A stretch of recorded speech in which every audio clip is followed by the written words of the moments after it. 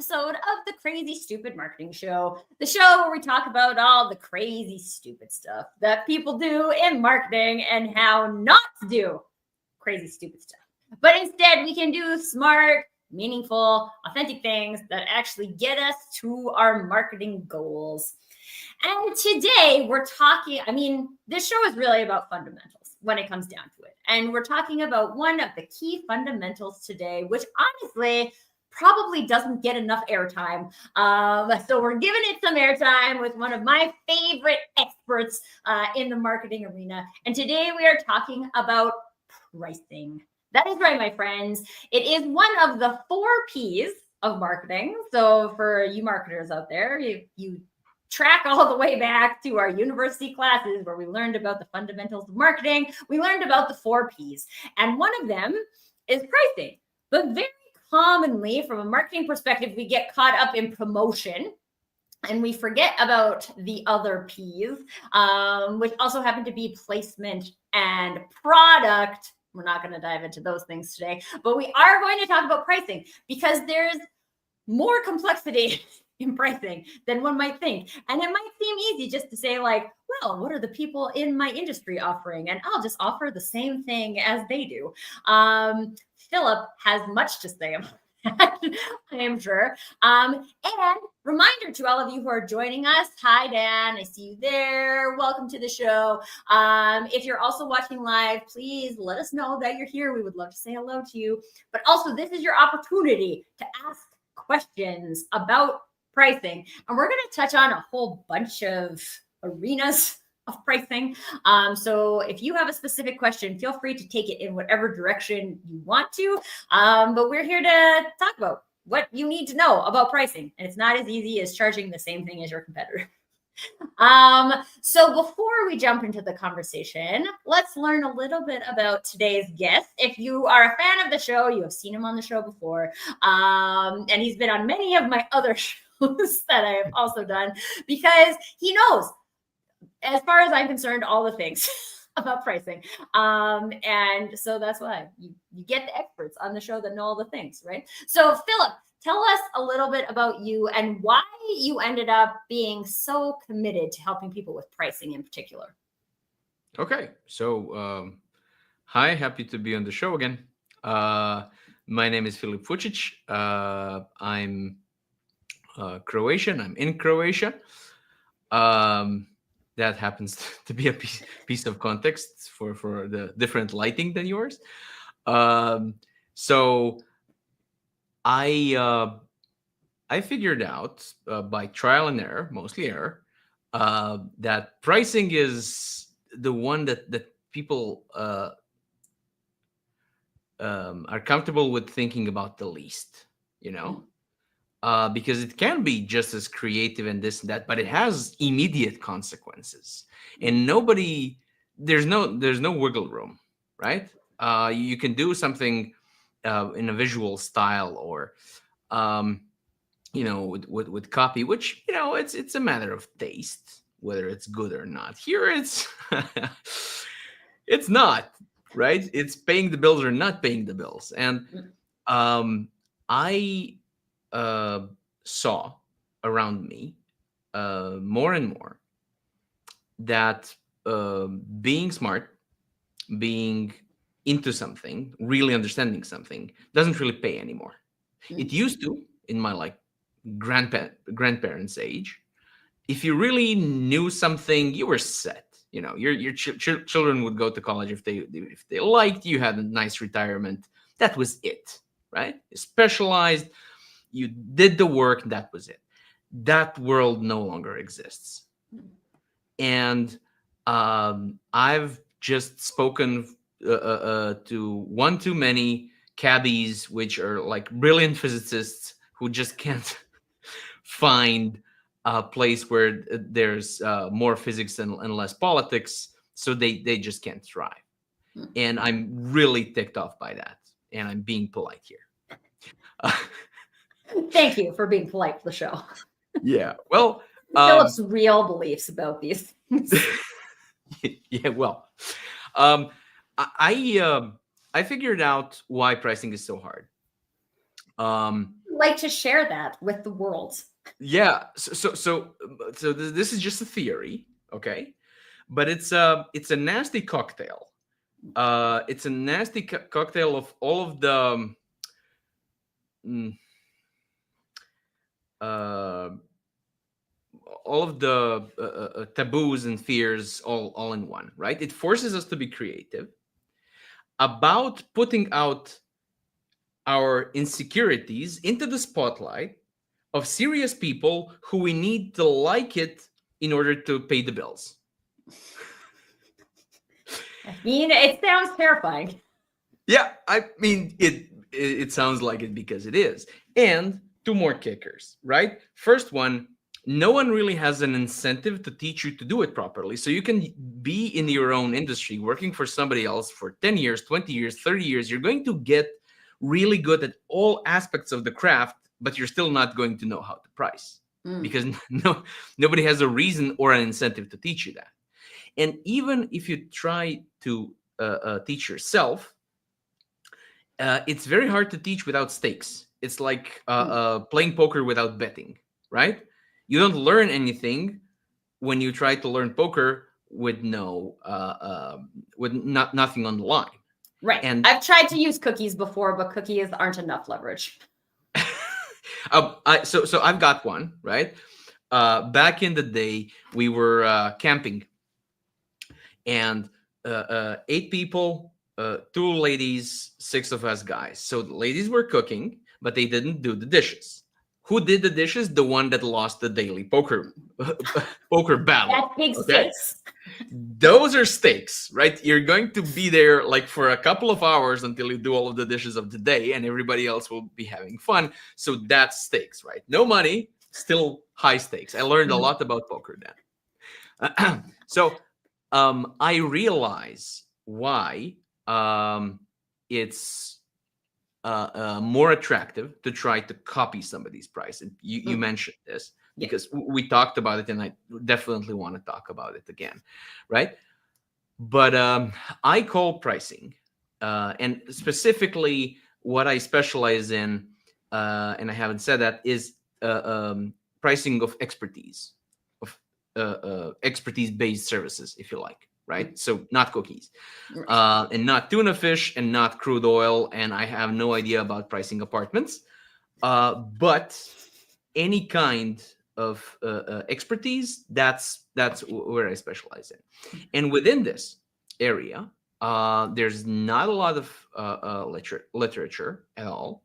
Except Philip's 600-page textbook he wrote. It's not Which you can get. No. 800 pages. So we can circle back to that. We'll come back to that. But this is what I wanted to say. I think knowing how to price is tantamount to self-defense, to financial self-defense, because nobody will ever be able to casually rob you of more money then you will rob yourself by not knowing pricing. I mean, I don't know if anybody who else is in the chat can identify with that, but I can definitely identify with that.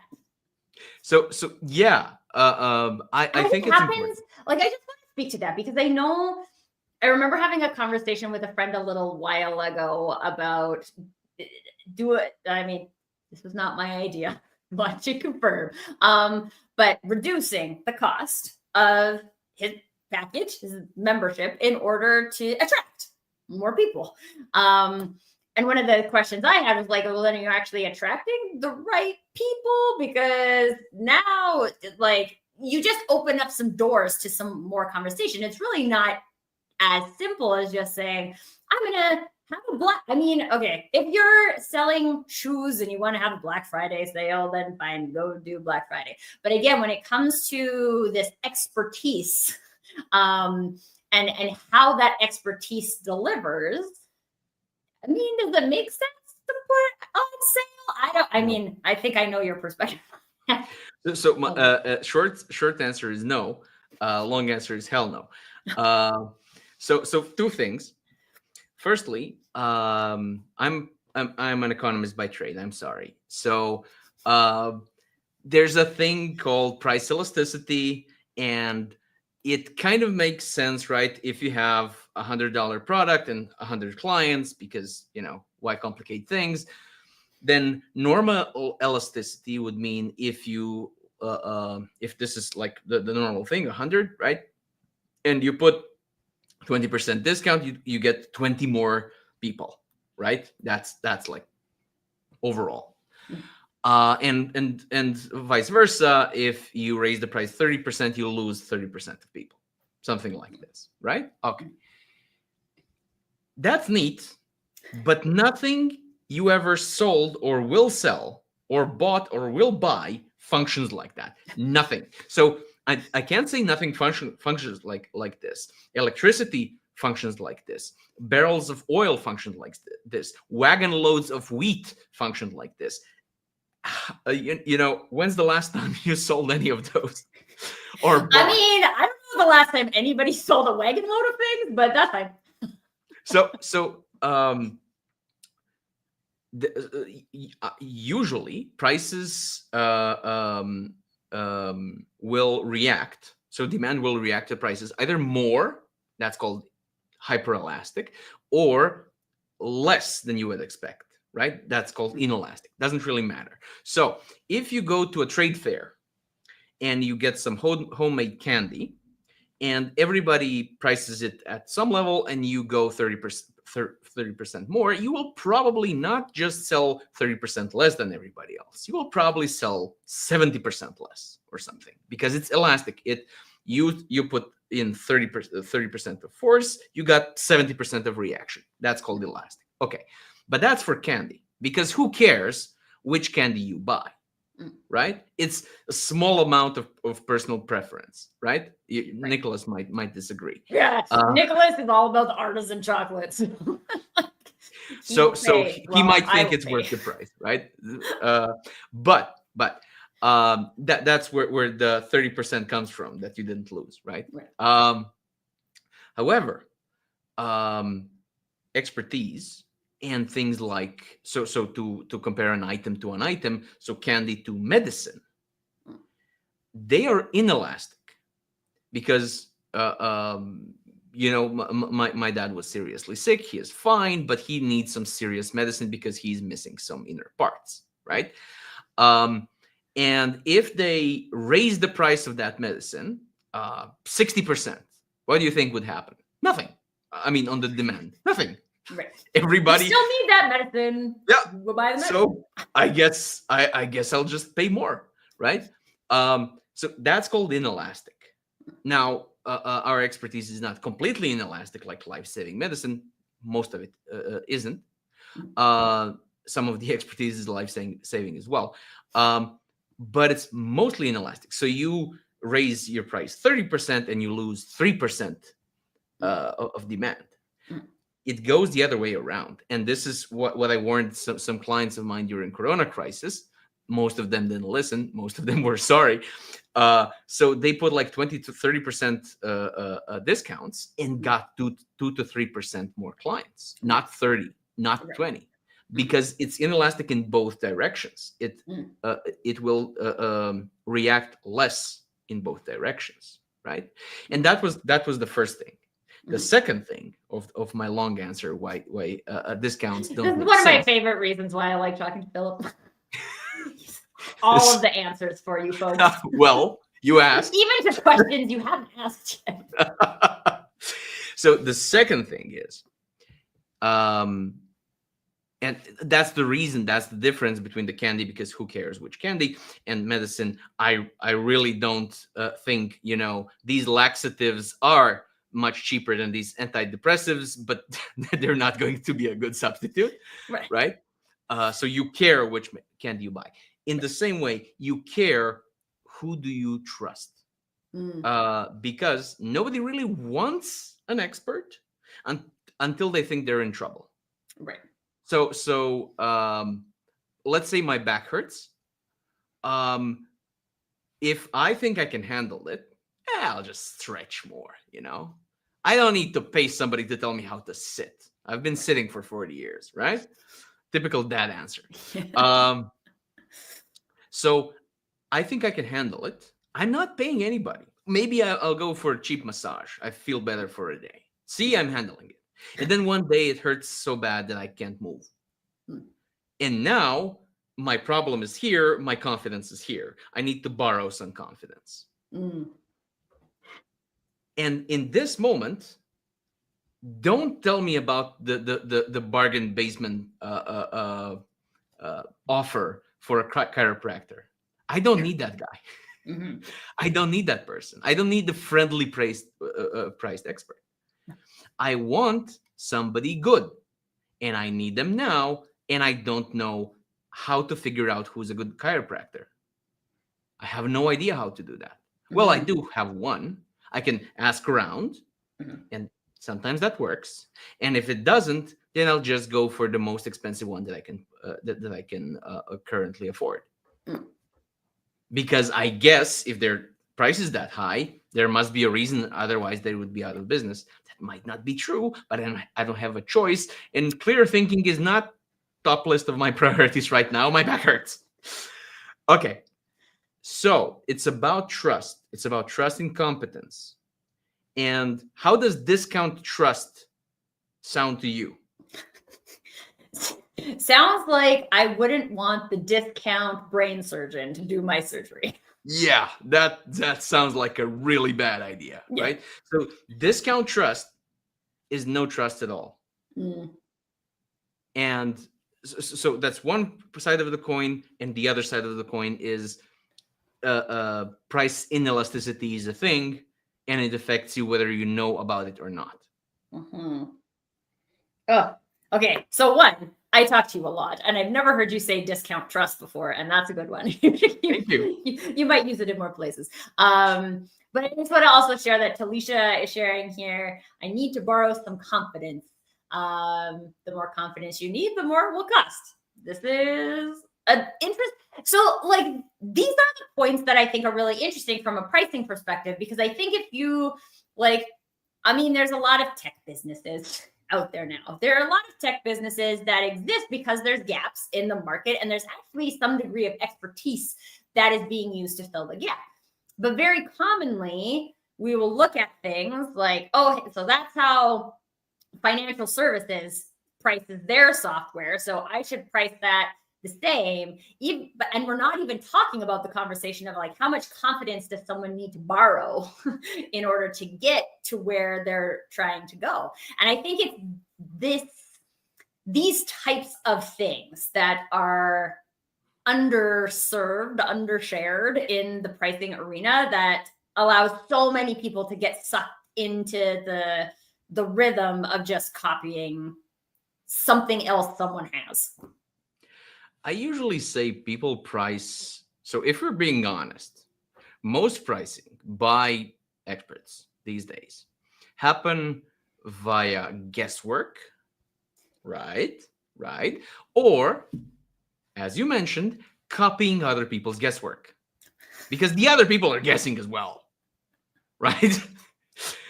It's true. Some industries, so one of the things I think about when you say that is these industries that are expert-based industries, lawyers, who have like seemingly a pretty standard, specific way, specific value worth of billing. So if you are a tax lawyer, you can bill more than a different type of lawyer because you have to learn tax law every year, and that sounds terrible, and I don't want to learn tax law every year. So you see, just like you said, just like Talisha reiterated, I have a huge gap in my tax law knowledge, so I'm gonna let you fill that, and I don't really care what it costs. Peace out. I'm not going to do that. But we don't, again, like I think when we're thinking about our products, maybe because it's our solution, we don't, maybe it's because we don't know how to attribute value to that. Would you say that like attributing value is a big challenge in the arena as well? Oh yeah, absolutely. So a standard way of doing things doesn't mean it's good. True. Just means that everybody is doing it. Right. And I've seen some authors recently in the last 10 years in the arena of law, challenging the idea of the billable hour as the sacred Right. cow, Mhm. because as it always is with billable hours, the more efficient you are, the less you get paid, Right. and that doesn't sound like a game I would like to play. Thank you very much. Right. But let's go back to attributing value.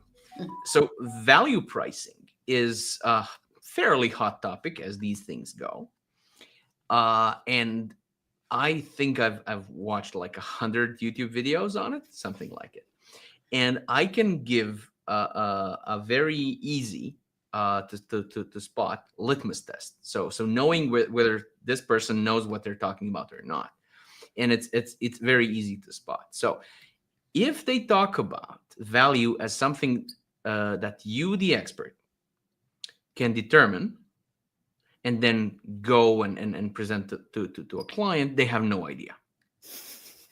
Because even if you're 100% correct and you have the math to prove it, it won't help. Mm. Because if I knock on your door right now and point at your roof and say, hello, I'm a roofing expert and your roof is falling apart. You should pay me, tens of thousands of dollars to fix it. And you'll look at the roof and you don't see anything wrong. You will say, no, thank you, and close the door. I have the math. You're not going to listen to me. Right. Right? I have a really huge incentive to lie to you, and you can check my work. So it doesn't matter if I'm right or not. And I may be right, and it may fall apart, and you may be sorry, but I'm not going to get a dime out of Right. the fact that I was right. Mhm. Right? Engineers usually have trouble with this because in their world, if you're right, that's it. If you can prove that you're right, everybody just throws their hands and say, "Okay, buddy, you win." It in marketing, as crazy and as stupid as it is, that's not how it works, Right. right? That's not how it works. So the only way that you can attribute value is with the client, and you can lead them, and you can ask provocative questions, and you can get help them get to the correct answer, but it has to come from their mouth. They have to make the conclusions. You can't do it for them. And this is why something that I call the idiot email doesn't work. And I can say that because I sent it just like many other people do. And you probably got some of them. The idiot email goes something, so couched in more diplomatic language, but it says, hey, you, I calculated this, right? If you hire me, you'll get $10,000 and my price is only two. You're an idiot if you don't hire me. Okay? Sincerely yours, contact me, you idiot. Right? So it doesn't work. You may be right, you may be wrong. That spectrum absolutely doesn't matter. That does not work. Right? So it's not about value that you can prove. It's not about value that you can calculate. It's about the value that the client sees. Mm-hmm. And that's the only value that counts. Mm-hmm. Right? I think this is where I see, I always see marketing as like a tapestry of things, right? It's not just price, it's not just product, it's not just, this is where storytelling comes into play, right? And one of the things you said that I loved was this concept of it being determined by the client with you. Like there's a co-participation that Absolutely. happens here, and there's conversation and there's relationship and there's a lot of other things that are the underlying reason why any kind of marketing works. And it's also not just about putting your price on the website and then being like, come buy it, people. And for those of you just listening, I have my fingers crossed. Fingers crossed, come buy it from me. Which is also but I want to go to the comments because we have a question here from iCare.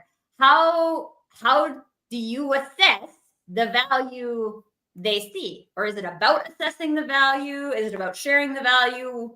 How do you collect the information from them to go to the next stage? Right. You have to have a conversation. This is why, and I know you'll love that answer. Tracy loves I loves her as conversations. far as right? I'm concerned, the answer is always have a conversation, but Yeah, maybe it's just me. but so this one completely goes to you, because you have to have a conversation, and this is why value pricing is not for everything, and you can't price everything by value pricing. So people who are more experienced in this topic than I am say that it's value pricing is something that's appropriate for important, fairly big projects. So a couple of weeks or something like that, at least. It can be a couple of years, but at least a couple of weeks of work. And if it's fairly urgent, that helps as well. Then it makes sense to go into the labor of talking about value, right? I can give a short answer about the shorter things as well. So let's just solve that for a second. Look at a shorthand for the value is how much they would pay otherwise, right? So let's say I could do something in half an hour that takes an average client of mine 6 hours. There's no point in spending an hour and a half trying to with the client, trying to determine the value of that. It's just, okay, they want me to do this. It would probably take about 6 hours for them on average. How much is their hour? Okay, that much. Fine. It's probably worth at least that much to them. Right. So it's not about how much it is for me. It's how much it is for them. Mm-hmm. So that's a shorthand for the short stuff. For the appropriate stuff, the value conversation has basically 3 questions. Again, not mine. Proven. Very nice. Why? Why are you doing this? Why do you want this? Right? Why do you want it now? Can it wait? Why can't it? And why are you talking to me? And people get confused when you start doing it because it sounds like you don't want to work, and you don't if it's not a good fit. Right. If you're not the right medicine, then they shouldn't be using you. Right. Right. Which I do think is like something an expert would do that maybe someone who doesn't maybe identify as an expert wouldn't necessarily do. Like, how can I fix this for you? Instead of saying like, this is how I fix things.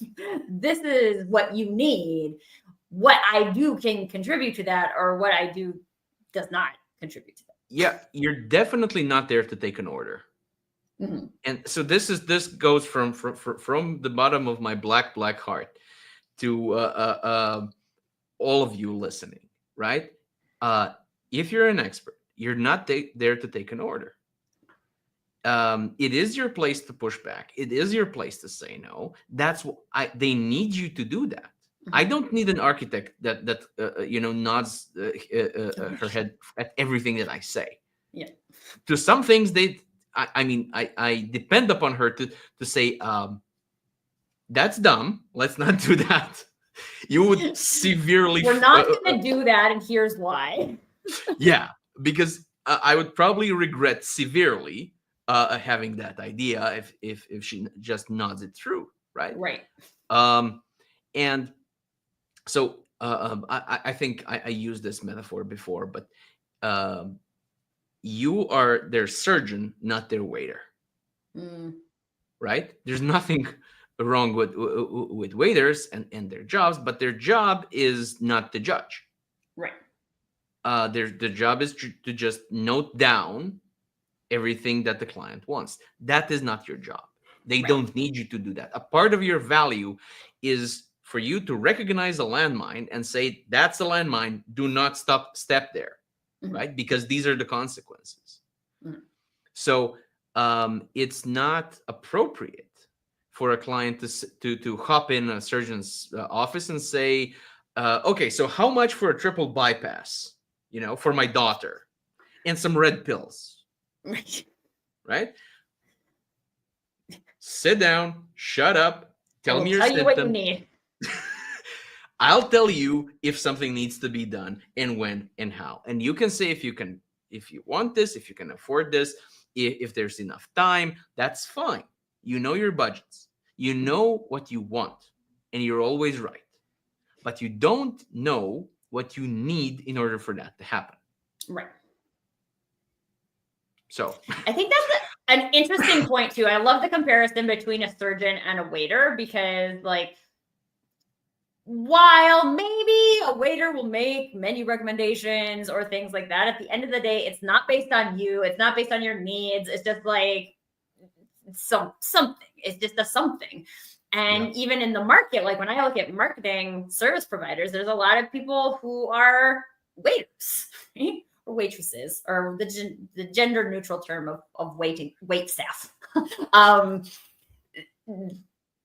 They are there to serve. And while an expert isn't necessarily, I mean, like, we're serving in a specific capacity, but it's the same reason why like when I had my knee surgery, you do this form that says, if there's like, this is what we've assessed as the injury, but if the surgeon is in there and finds something else, then you also agree for the surgeon to fix what he finds. To do their job. Right.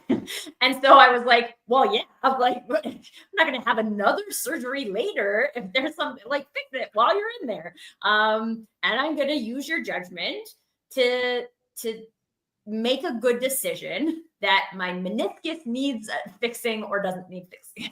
Because I don't know that. I don't know if my meniscus needs fixing. I came out and they did need to fix some extra stuff, and it was awesome. And it like fixed what needed to be fixed. And then I move on with my life and it's great. But how often, and I think this, let's talk about the, like, how people treat themselves before the pricing actually goes out to the world. Because if you're identifying as a waiter, like, you're not going to price your stuff at the level of a surgeon. Right. So now you're the one who's actually creating, this kind of goes into the financial self-defense thing that you mentioned earlier. Like, you're the one who's creating that roadblock on someone's ability to see your potential value. And so in your experience, Philip, how often are the price setters the ones who are limiting their potential from a value assessment point of view? So, usually, but it's a learned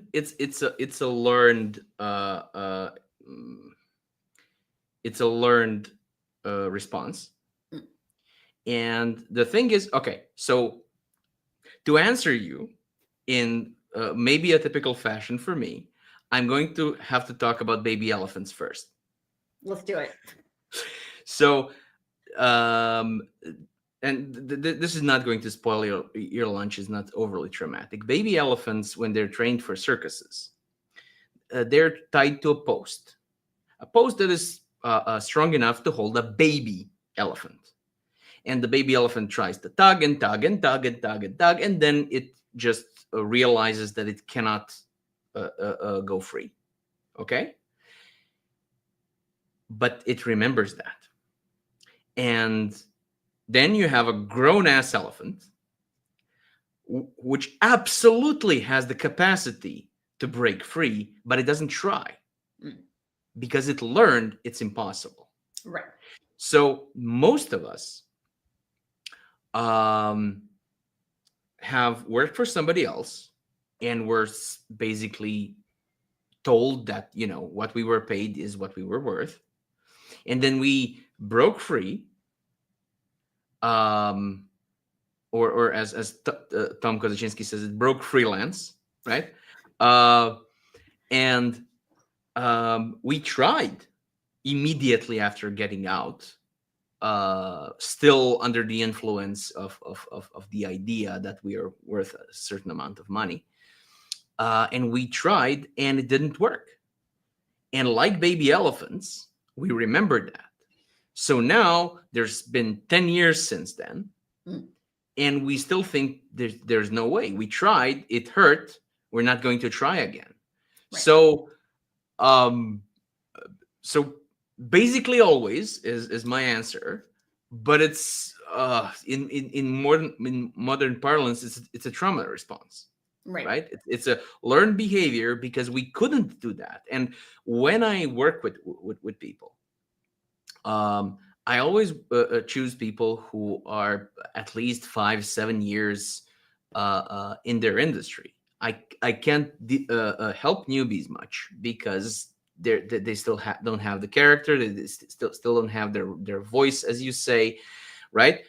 They're still finding themselves. But anybody else, I absolutely can. And usually it's about they haven't tried doing this for years. And this is a very telling question. Um, so I ask people, if you compared yourself to to yourself 5 years ago, so a pre-corona Tracy, right?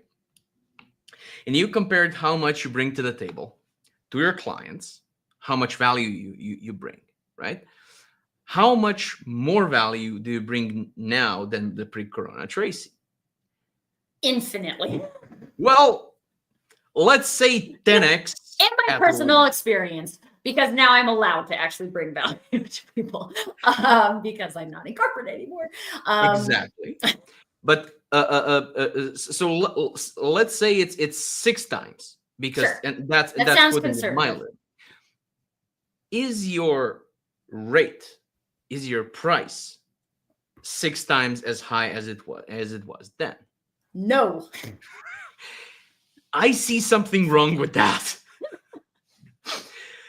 And most people have a shocked bunny face when I tell them this, because it sounds kind of wrong, right?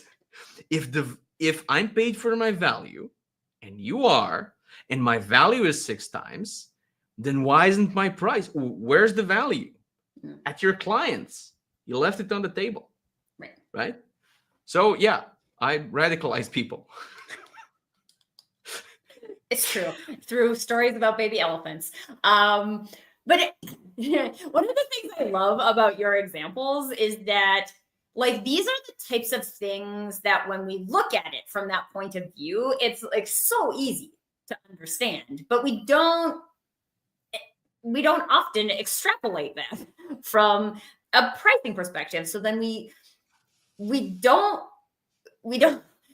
not asking ourselves these types of questions. And when it's in the arena of, as you said, basically everyone is doing this, then you look around and you see that that's what people are doing. So then you're like, well, this is what people are doing, so that, I guess, is what I'm supposed to be doing too. And it's one of my favorite reasons behind the show is, what if we could just look around, see what everybody is doing, and see that, observe that, but not necessarily embody that from the perspective of, that's something I want to do as well. Create opportunities to ask the types of questions. And so, like, Philip, I'm going to ask you this, because, like, we've been friends for a long time. I've heard you talk a lot about these things. A lot of the perspectives are not new to me. But when I think about, like, what's my accountability to me to say, like, okay, if I'm going to sit here today and someone's going to ask me, what's my value? And I can, like, really confidently say that I'm providing 6 times more value now than I was when I was in corporate. But I don't, like, I will say, like, so personally, I would say I've achieved like 3 times, because I had this goal of, like, making the same amount of money and working half the time. And, like, that's what I get to do. So then this, like, double value and whatever, but, like, not 6. So then I think, like, what would that look like? And I sit and I ponder it while we're having this lovely conversation about pricing. And then I go back to my day and I don't think about it again, because it just seems like a question I don't have an answer to. And therefore I, like, good question. I stick it in my list of good questions, and I continue on my day to day. So, do you have tips for the audience on how to not do that? How not to take? Because there's a lot of stuff going on in the chat. Like, that makes sense. Great words. Thank you for that. There's a lot of people who are sharing that what we're learning here today is helpful. But how do we take that and make it real? Is this something you would recommend, like a staged approach for? Do you jump 6 times in value? No. How does that impact the elasticity thing we talked about? So I can absolutely give you a recipe. It's a good one and it doesn't hurt, but it's not a completely intuitive one. You have to worm your way to it. Okay. So firstly, it's easiest if you think about pricing for new clients. Old clients, I can talk about old clients. Let's first talk about new clients because it's just easier. And as we said at the beginning, pricing has many good reasons to be the people's least favorite topic about marketing. So kudos for choosing it for this episode, because people mostly try to, it's like death and taxes, people mostly try, it's unavoidable, you can run, but you can hide, but people mostly push it back, because I don't have an answer to what happens after I die, and I don't have an answer what happens if I mess with the price. So let's just not. Okay. Look at this cat video. Yeah. Now I sound like a boomer. Okay. The recipe. When you talk to potential clients, okay, you talk about the value, not like numbers. You talk about what do you bring, right? And that's so. You talk about your service, and you talk about results, and you talk about people and cases, and that relates to a case that I've known, right? So you show what you bring to the table, and then you say, okay, this would take this, and that. How much do you think I charge for this? Now, this is a really, really important thing. You don't ask how much would you pay? How much do you think this is worth?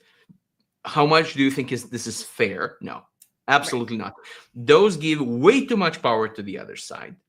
And also, they scream of value insecurity, right? This one doesn't. I'm already doing this.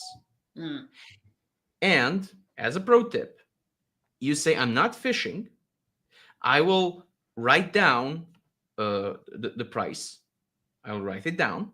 And so if we're online, I'm going to write it down into chat. And as soon as you say it, I'll press enter, and you will get it in the chat. So I won't have any time to fiddle around. Okay. So if we're live, then I will write it on a napkin or something.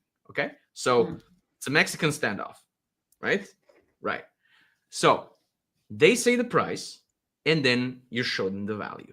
Now there's 3 scenarios, the simple stuff, which is they're dead right. And then you have a little laugh and, unicorns and rainbows. The other 2 are more interesting. Let's say they overshoot. Then you say, oh, what a wonderful compliment. Thank you. So no. Maybe one day, but for now, price is this. Okay, cool. If they undershoot, then also not a problem, not a cringy situation. You just turn it on yourself. You say, damn it, I thought I was getting better at explaining value to this. So the price stays, but I wonder what would it take for this kind of service to merit the price that I am charging. So either way, you will learn something useful. Either way, it's not going to be cringy. Right. And you're going to be surprised, usually severely surprised, at how often people overshoot. And if that happens, and you don't need like 50 of these conversations, you need like 5. Let's say 3 or 4 of them overshoot, you are undercharging. Mm. And you will basically know how much, because you're charging at the 700. They all say 1200 on average. Go 1200. People are not going to be surprised by this, because what you are describing already sounds like 1200. Right. So you can do that tomorrow. Mhm. I have a list. I'm usually very close to finishing it for this year. I have a list of people that contact me out of the blue and say, I tried that thing of yours. It worked. Thank you so very much. And then they, subscribe to the newsletter or whatever. Most of them never pay me a dime. I'm very happy about that. I only have time for like 30, 40 clients a year. And I want to help a whole bunch of people, so they don't end up doing something that is not their passion and does not build the world. Because it seems like, and I'm just going to go on a short rant here, you can get a really comfortable living if you're beautiful, if you're fast, if you're strong, if you're unpleasant to people. But for being smart, that doesn't pay anymore. And I think that's bad for society. I really do mean that, right? So I want to help as many people as I can, so I have the best chance of having actual role models for my kids. It's corny, but Good it's role true. model. Yeah, that works. That worked for so many of the people that I worked with, and I worked with hundreds of people on 5 continents. It just works everywhere. Ask them whatever they say, you're going to get something out of them. And it's funny because I remember having this conversation with you, and it was years ago now, but when I was like having a conversation with a potential client and I told them the price, and her response was, "That's it." And I was like, damn it. That was not right. In this exercise, at least you would learn what the value communicated was, so you could take that data and use it for later. And so I encourage you to it's a really great exercise for looking at those types of things. And again, this kind of ties into the storytelling, right? Like, how are you communicating the value of what it is that you do, and not just because I've done the math. And it's funny that you say that, because I actually did a post not very long ago, and then I'm like, oh, how did Philip not call me on this?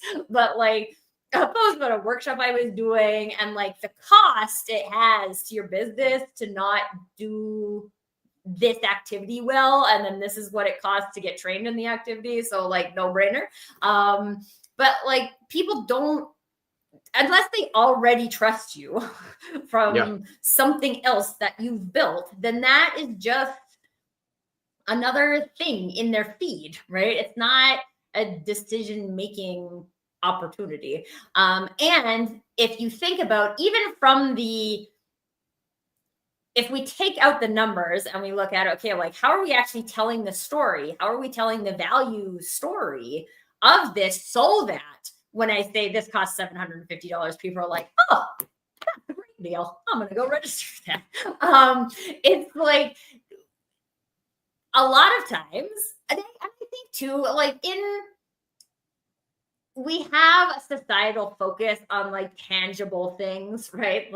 Activities that we've done, tangible numbers. And even in I get frustrated in this from the data-driven perspective of marketing, and people just being like, I'm a data-driven marketer. And I'm not saying that data is bad, but data can also tell a lot of stories that are either helpful or not helpful to your overall desired outcome.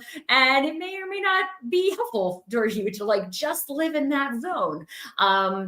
So how are we out there creating the value so that people are like, I need that. That person clearly has the confidence that I'm lacking in this confidence gap that I need to get my marketing to where it is, or my tech stack to where it is, or my conversation ability to where it needs to be, right? Like these are the things that as experts we have the ability to do. And whether that's like as a lawyer or an engineer or an architect or a consultant, there's so much opportunity to match our price to the value, but there's also a lot of these underlying things that if we're not looking at, well, how confident am I in telling the value proposition? How confident am I that I actually have that level of value?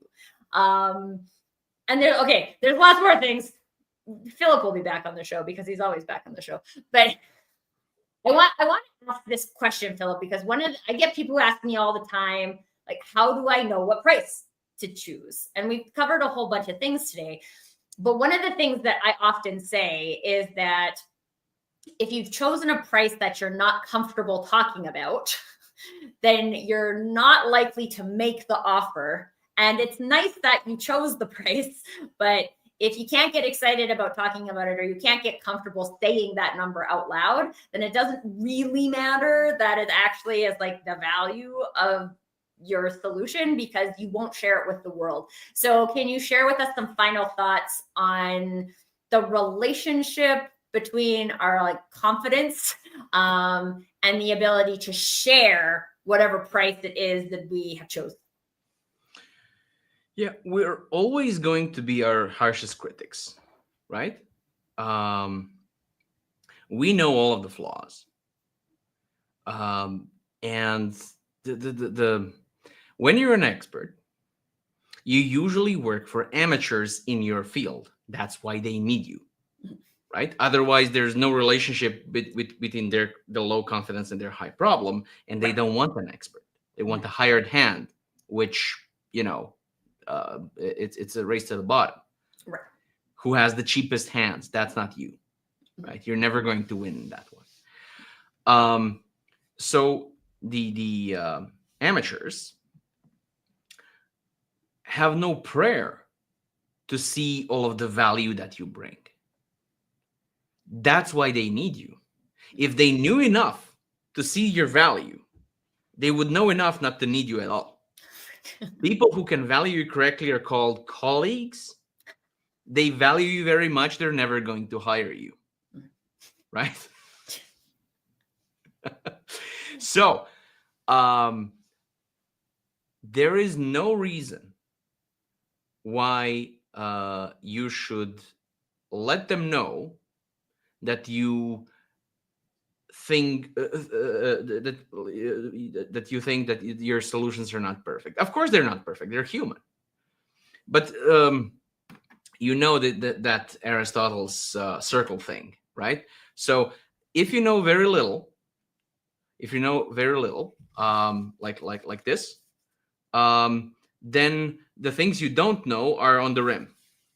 Okay, so there's this many things that you know, and this many things that you don't know, right? If you know a lot more, then there's a lot more stuff that you know that you don't know, and now your confidence should be lower. Maybe in your private conversations or with your colleagues for your clients, no, because you're going to confuse them. They're going to think that you don't know, and the overall insecurity is actually a sign that you do know your stuff, right? So just like trust cannot be successfully discounted, low confidence will just devalue your work. They're going to start thinking that you might not be the person that they need to get over the hurdle or the big problem, right? So my advice is, and I say this, with my full chest and without a smile, practice saying out big numbers that you think are not really possible. So let's say you do the exercise and you were charging $250 for a couple of hours. $250. Nice, right? And then you do the exercise that I suggested, and everybody says over 1,000. And you say, what can I do? Overnight, 4 times, 5 times. Firstly, yes, and I've seen that in practice with clients, because you see all of the flaws and you think, oh my God, this is not good. Well, something is good or not good, and I really do believe this, and I teach my kids this, only in comparison to the next best actual plausible alternative, right? And if they, so yeah, I don't know, Tony Robbins is better than you. Great. Can they get Tony Robbins? No. So why does it matter? Right? Okay, so you're not the best in the world. Nobody is. Somebody is, but they don't know it either. It doesn't matter, right? And so that the number is too high. Practice saying it. Get a friend to call you and just say, so how much? And you have to be convincing, because I had a client, and she was like, so how much do you want? And she's like, well, 7,000 would be nice. 6.5, maybe 6.5. You're not going to get anything like that. Right. And we actually practiced, and she was holding on to the table as she said it to the client, but the client said yes. And when I work with my clients, I have a fixed cost, but I work with them until they can actually sell at the price which I indicated. Once the sale goes through, then I'm done. Sometimes it's 2 months, sometimes it's 4. Doesn't matter. Price is fixed. Because, and why do I stop there? Because once you do that, once you actually sell, you were selling at 250, now you're selling at 1,250, and you do it, and you're like, oh, okay, I can do this. This actually works. And then you can easily do it again. The first time is so. This is maybe it's a fake it till you make it, but it's not your value that you're faking. They wouldn't react like this if there was no value. Right. You wouldn't get there if there was no value. There's value. Yeah. So you just have to, bite the bullet and practice and sell it for the first time, and then it will seem like the most natural thing in the world. Right? Conversations, practice. I feel like these are things people have heard on this show before. But I will actually tell you, so historically, I hate role play. Like, I have a weird relationship. Philip knows this about me. Because Philip was the first person who actually got me to do it from a pricing perspective. And it's one of those things where, like, you can believe it so strongly when you're like by yourself and seeing the value. And then as soon as you get into the conversation, unless you practice it, it doesn't necessarily want to come out of your mouth. So if you practice I remember that conversation. Yeah. And I was like, I'm not doing this part. And he is like, you are doing this. No, so I didn't come on so strong. I said, are you sure? So you're the client. But so this is me being an expert, right? And saying no in a gentle way. Are you sure that you want this conversation, which has real-time consequences in zeros, that you want to approach it for the first time in the wild, where it has tangible consequences of how much money you get, right? You bring to your kid. And even Tracy said, fine. Yes, I didn't want to do it, but I am super glad that I did. Because I'll be honest with you, and that's one of the reasons why I have Philip on the show as the pricing expert, because he knew better than me in that scenario what I needed to do in order to make this happen. And then the first time I had a conversation with a client after that, I had the confidence to do it, and it was successful. So then you're like, well, that does clearly work. He clearly knows what he's talking about. And with that, because I actually could keep talking to you all day, my friend, I miss you, and I'll book another call that we can catch up. But First of all, thank you everyone for getting in the comments. Talisha, I care. What else do we have in there? Tanya, Dan, thanks for getting into the comments, everybody. Philip, where is the best place for people to find you if they would like you to ask them some hard pressing or pricing questions, or if they just would like to connect to know more? So LinkedIn would be best. I also have a long-standing now newsletter that I write twice a week, and I have like a 50% open rate because it's short and sometimes funny. And always has an interesting gift, or usually anyway. Anyway, I think I wrote 470 of them by now. Yes, really. There's a lot of them. There's a lot of them in my resource folder in my email. So I in a couple of days I have a webinar, but it's going to be at 4 a.m. for like North America. So I'm going to repeat it in a month. It's an hour. It's a 101 and it's free.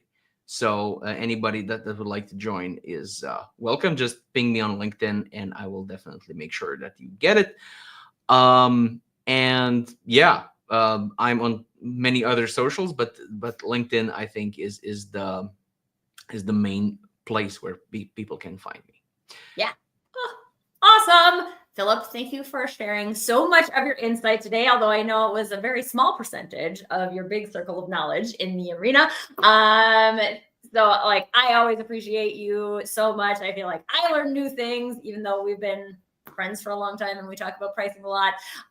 So thank you for that. Thank you for everybody for asking great questions and getting into the conversation in the chat today. And until next time, everybody, permission to do you.